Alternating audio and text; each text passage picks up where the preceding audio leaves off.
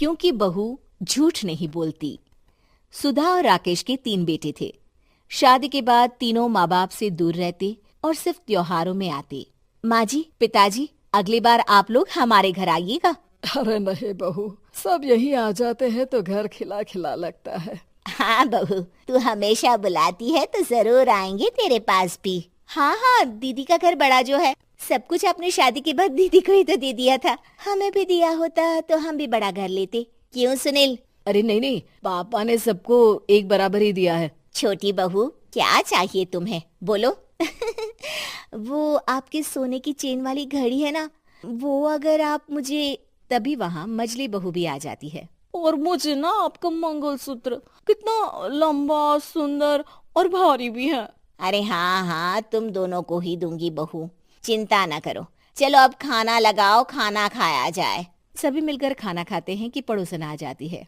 अरे सुधा बहन, थोड़ी चीनी तो देना, घर में शक्कर नहीं है और मेहमान सर पर बैठे हैं। अरे छोटी बहू, चाची को शक्कर तो दे दो। अरे मजली दीदी, आप दे दीजिए ना, मैं यहाँ कम आती हूँ तो मुझे पता ही नहीं है कि सासू माँ सारी चीजें कहाँ रखती है। और तुम, मैं कौन सा यहाँ रोज शक्कर फाँकने के लिए आती हूँ, मुझे भी नहीं है पता। तभी बड़ी बहू हाथ में चीनी की कटोरी लेकर आती है। चाची, शक्कर आप लोगों का बड़ा सहारा है माँ जी और पिताजी को, वरना हम लोग तो यहाँ रहते ही नहीं। आप जैसे पड़ोसी हैं तो हम निश्चिंत है। और जीती रहे बहू, अब तो ये घर पड़ोस कम परिवार ज्यादा लगता है। सुधा अपनी बड़ी बहू को देखकर बहुत खुश रहा करती थी। वो उससे अक्सर घंटों बात भी किया करती, लेकिन दोनों दूसरी बहुओं का भी वो समझती थी कि शायद छोटी है, वक्त आने पर संभल जाएंगी। समय आ जाता है जब सभी को वापस जाना होता है। माँ जी, हम लोगों की फ्लाइट पहले है, हमें इजाजत दे। वो सास के गले लगकर चली जाती है। थोड़ी देर बाद छोटी बहू कहती है, माँ जी, मैं ना ये सोफे के कवर और चादरें ले जा रही हूँ, यहाँ तो ऐसी ही पड़ी रहेंगी। हाँ हाँ बहू, ले जा, और कुछ चाहिए तो बोल। और तो चाहिए बहुत कुछ, पर चलिए कोई बात नहीं, अगली बार ले जाऊंगी मैं। ऐसे ही मंजली बहू भी घर का बहुत सारा सामान ले जाती है। सभी के जाने के बाद सुधा राकेश से कहती है, घर कितना सूना लग रहा है ना। हाँ, और खाली भी। तुम्हारी दोनों बहुएं सब बटोर गई।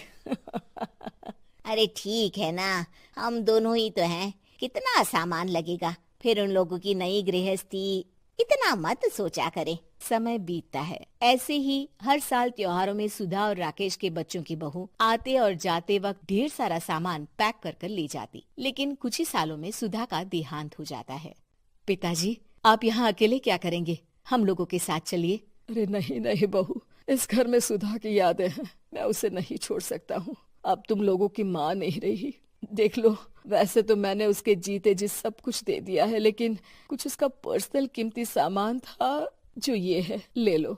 सामान में होती है एक घड़ी और एक मंगलसूत्र। माँ जी ने कहा था कि वो ये घड़ी मुझे देंगी। हाँ हाँ पिताजी, माँ ने सबके सामने ये घड़ी सरिता को देने के लिए कहा था। उठा लो सरिता माँ की घड़ी। अब क्या था, छोटी बहू फट से घड़ी उठा लेती है। और पिताजी, ये मंगलसूत्र तो माँ ने मुझे ही देने को कहा था, याद है ना? वो सभी की ओर इशारा करती है। तू भी ले ले ये हार बेटा, कोई बात नहीं। मंजली फटाक से हार उठा लेती है। ससुर बड़ी बहू की तरफ देखते हैं। तुझे क्या दूं बेटा? पिताजी, माँ ने एक चीज मेरे लिए भी रखी है। सभी के कान खड़े हो जाते हैं कि आखिर सास ने क्या रखा होगा बड़ी के लिए। अरे माँ जी तो दीदी से प्यार भी ज्यादा ही करती थी, हमेशा उनसे बात किया करती। जरूर कोई बड़ी और अपनी प्रिय चीज दी होगी दीदी को। और देख लेते हैं ना, वरना तो हम भी बराबर का बंटवारा करेंगे। हाँ हाँ, कर लेना बंटवारा। लेकिन बड़ी बहू बताओ तो, सुधा ने क्या रखा है तुम्हारे लिए? अभी तो हम लोग यही हैं पापा जी, जब जाने लगेंगे तो बता दूंगी। बड़ी बहू के मुंह से ये बात सुनकर बाकी 2 बहुएं सोचने लगती हैं कि आखिर क्या है जो दीदी को सासू माँ देकर गई हैं। दीदी, ऐसा तो नहीं ना कि पूरे घर का आधा हिस्सा माँ बड़ी भाभी को देकर गई हो? तभी वहाँ ससुर आ जाते हैं। नहीं नहीं, ऐसा कुछ नहीं है। मकान तो तुम तीनों का बराबर से है। देखो, बड़ी बहू से तुम्हारी सास ज्यादा जुड़ी थी, न जाने क्यों घंटों बात किया करती थी। पता नहीं क्या देकर गई है उसे। और ससुर जी, आपको क्या पता, चालाकी से पूरे घर के पेपर में साइन करवा लिए हो, या फिर कोई छुपा गहना। आखिर मकान पूरा तो आपने सासू माँ के नाम ही कर रखा था ना।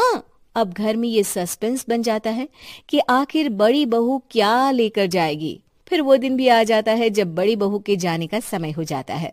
बेटा, परसों तुम चली जाओगी, बताया नहीं, माँ ने तुम्हें क्या दिया?